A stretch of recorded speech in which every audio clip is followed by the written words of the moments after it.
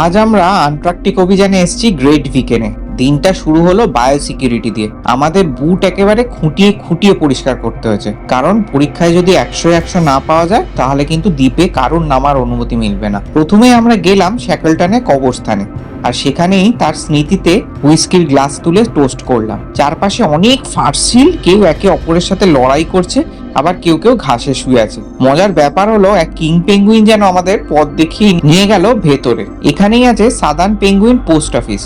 অনেকেই এখান থেকে চিঠি পাঠালো, আর আমরাও কিছু সোভেনিয়ার কিনে নিলাম। আসলে এই দ্বীপে সারা বছর কোনো মানুষই থাকে না, মাত্র এরকম 5-6 জন কর্মী থাকেন 6 মাসের জন্য। তারপর আমরা দেখলাম পুরনো ওয়েন্ডিং মেশিন, যেখানে একসময় প্রচুর তিমি শিকার করে তাদের প্রসেসিং করা হতো। সেটা আজ ইতিহাসের সাক্ষী হয়ে দাঁড়িয়ে আছে। সবশেষে গেলাম শ্যাকলটনের মিউজিয়ামে, আর সেখানেই তার অভিযানের অসাধারণ গল্পগুলো চোখের সামনে ভেসে উঠল।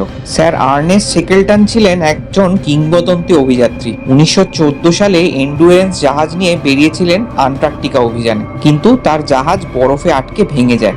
সেই সময় শুরু হয় তার আসল পরীক্ষা, 27 জন সঙ্গীকে বাঁচানোর। মাসের পর মাস বরফের মধ্যে বেঁচে থাকা, তারপর ছোট ছোট লাইফ বোটে হাজার হাজার কিলোমিটার সমুদ্রযাত্রা করে সাউথ জর্জিয়ায় পৌঁছানো। অবিশ্বাস্য হলেও সত্যি, তার নেতৃত্ব আর দৃঢ়তার জন্য একজন সঙ্গীকেও কিন্তু হারাতে হয়।